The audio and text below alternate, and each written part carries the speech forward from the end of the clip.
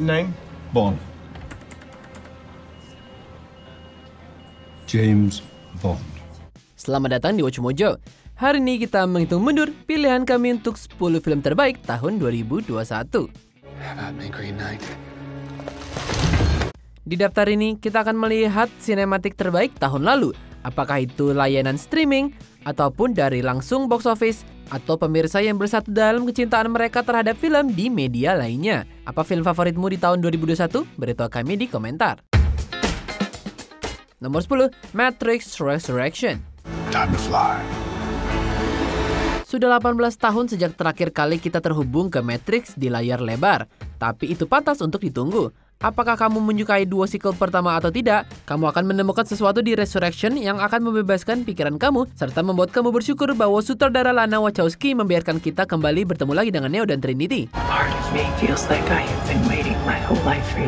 Tentu saja semua hal yang kamu suka dari film pertama pasti ada. Adegan action yang keren, trippy sci-fi, perdebatan yang sangat-sangat filosofis, dan karakter yang sangat badass. Tapi ada juga banyak throwback yang membangkitkan nostalgia. Banyak akting cemerlang, meta-referensi yang cerdas, banyak humor dan pembangunan dunia, atau bisa disebutkan dengan kebangkitan dunia kalau di sini. Oh, dan bahkan ada kisah cinta untuk kamu yang romantis di luar sana.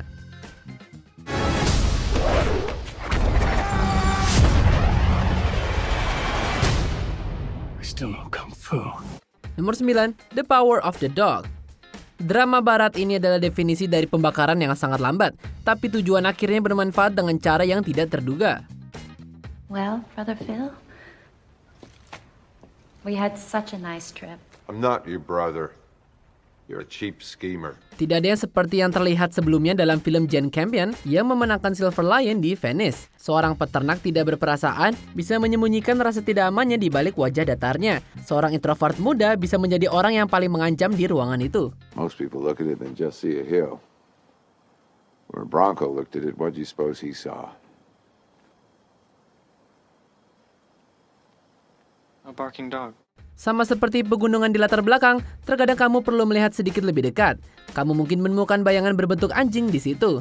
Pertanyaannya, apakah anjing itu akan menggigit atau tidak? They're so soft. So deliciously soft. So beautiful. Kirsten Dunst menjadi pemeran pendukung sebagai seorang wanita yang berjuang dengan alkoholisme, sementara Benedict Cumberbatch memberikan apa yang mungkin menjadi pekerjaan yang paling keren sebagai seorang pria yang menghadapi iblisnya sendiri. Was he your best friend? Yeah. He was. But more than that. Once he saved my life. Nomor 8, West Side Story.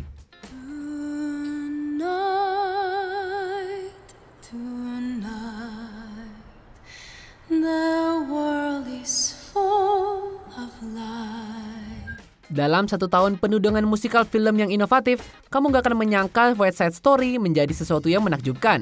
Tentu saja, kamu tidak boleh meremehkan sutradara Steven Spielberg.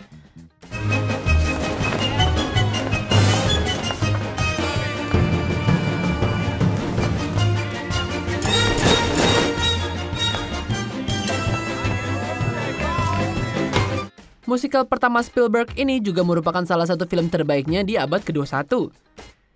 Meskipun hanya waktu yang akan membuktikan apakah film Spielberg mengungguli pendahulunya yang memenangkan film terbaik, tapi film ini jelas punya peningkatan di beberapa aspek.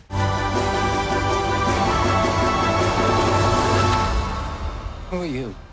Friend or foe? Selain casting yang sangat beragam, karakter seperti Tony, Maria, dan Riff sangatlah kompleks. Berdasarkan cerita Upper West Side, film ini terasa lebih kejam dan dihuni lebih luas. Cerita dan musiknya masih sama dengan Upper West Side yang sudah kita sukai. Namun Spielberg, penulis skenario Tony Kushner, dan terutama koreografer Justin Peck memutarbalikkan setiap set piece-nya, menjadikan West Side Story ini milik mereka sendiri. Life matters even more than love.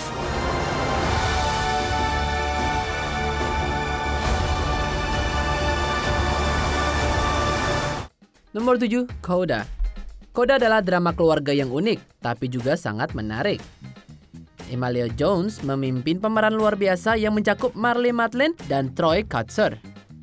Jones bersinar sebagai Ruby, satu-satunya orang di keluarganya yang bisa mendengar. menyembunyikan suara yang bisa membawa dia ke Berkeley. Rudy terbelah antara mengejar hasratnya dan mendukung keluarganya.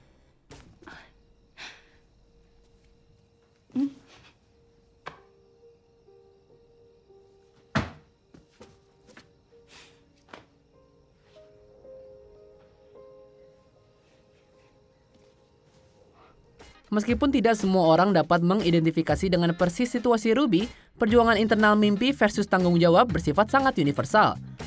Coda menangani tema-tema ini dengan hati, humor, dan juga kejujuran. Ini juga mengeksplorasi aspek komunitas tunarungu yang jarang disentuh, seperti aktivitas seksualnya juga.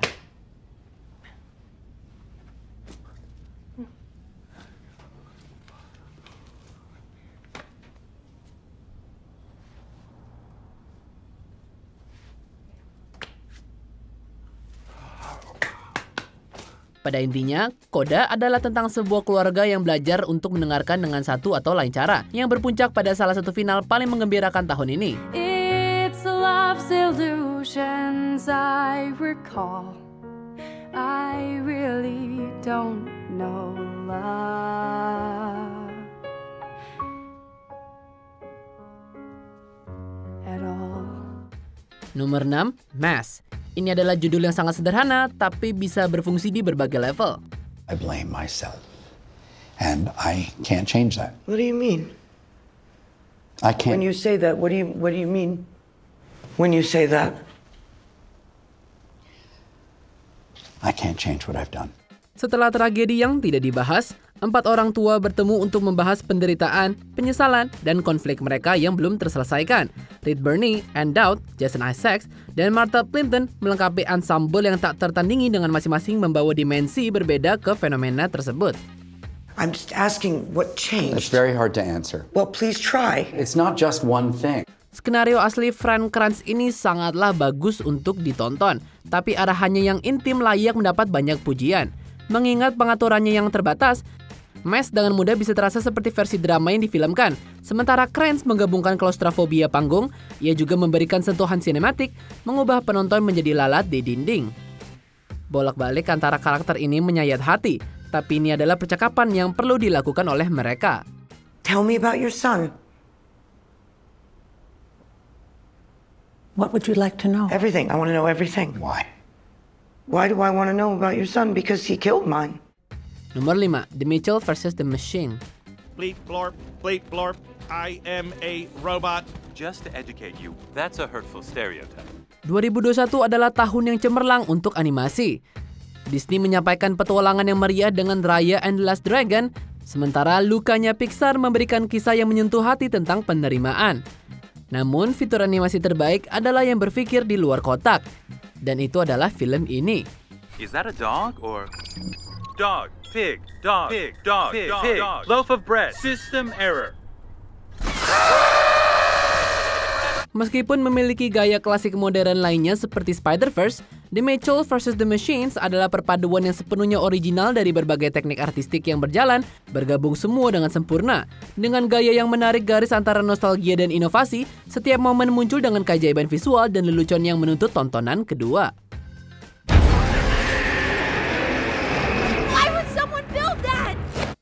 Tak ada film animasi tahun ini yang membuat kita tertawa lebih keras. Tapi hubungan emosional yang kami bentuk dengan karakter-karakter inilah yang mengangkat Mitchells ke status kelas master.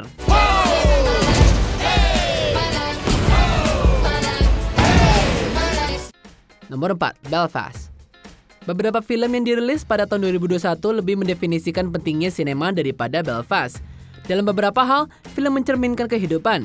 Dalam hal lain, mereka memberikan pelarian dari kesulitan hidup.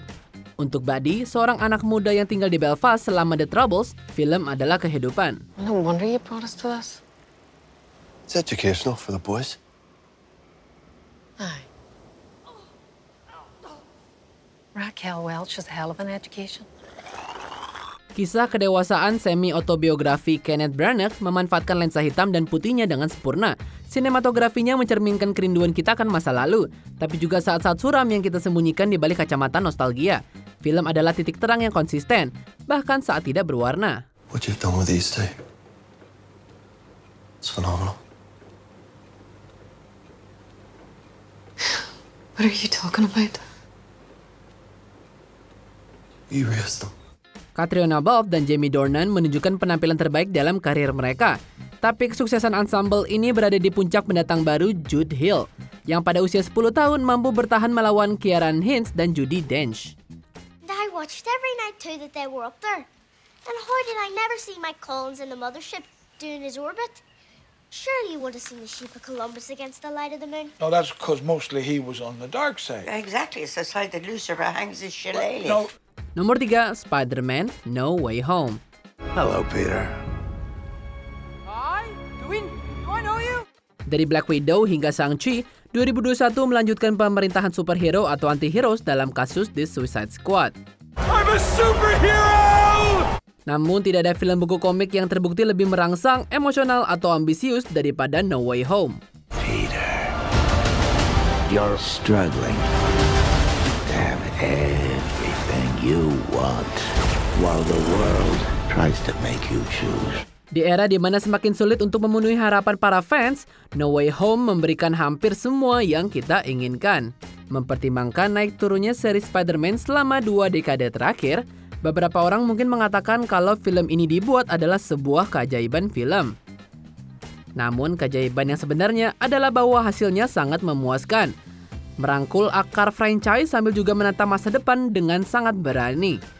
Untuk setiap generasi yang tumbuh bersama Spidey, itu adalah surat cinta terbaik untuk mereka.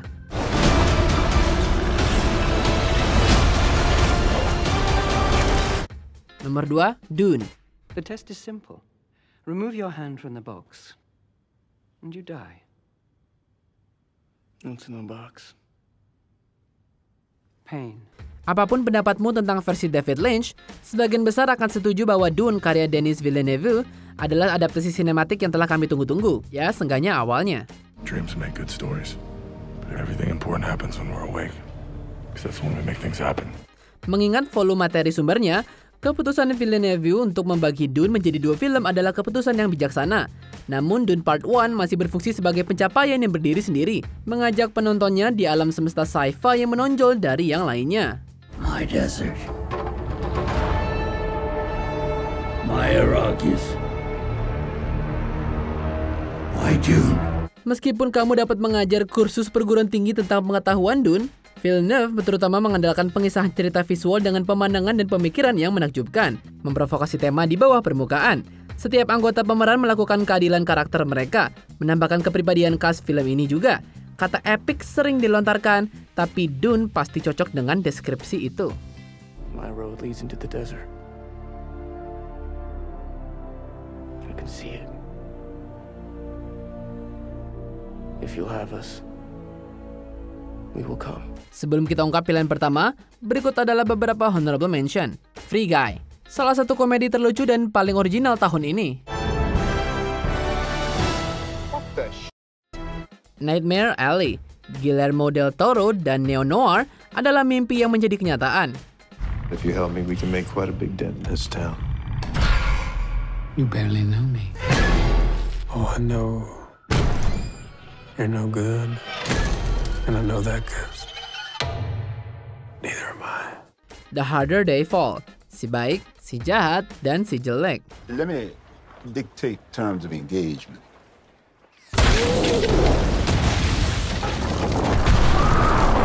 King Richard, mungkin salah satu prestasi untuk Will Smith. I think you might just have the next Michael Jordan on your hands. Oh no, brother man. I got me the next too. Spencer, Kristen Stewart mungkin memberikan penampilan terbaik tahun ini. Succession.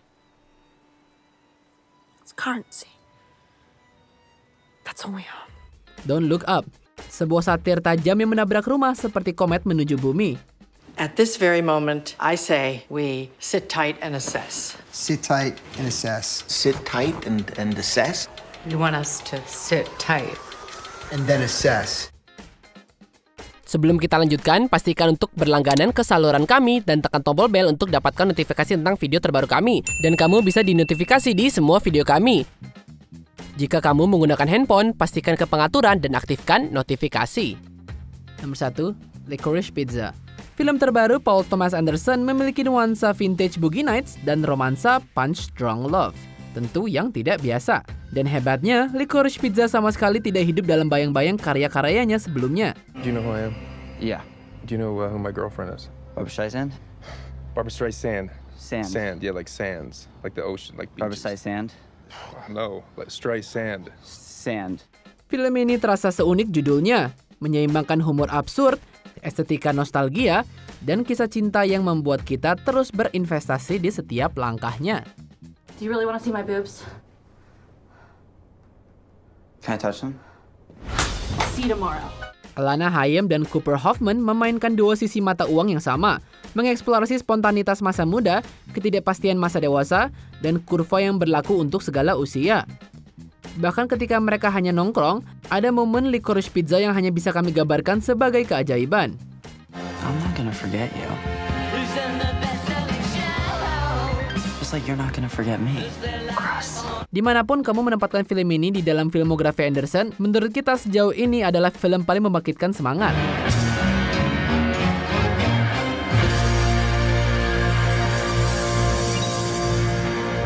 Apa kamu setuju dengan pilihan kami? Jangan lupa subscribe ke Watch Mojo dan nyalakan notifikasi untuk semua video kami.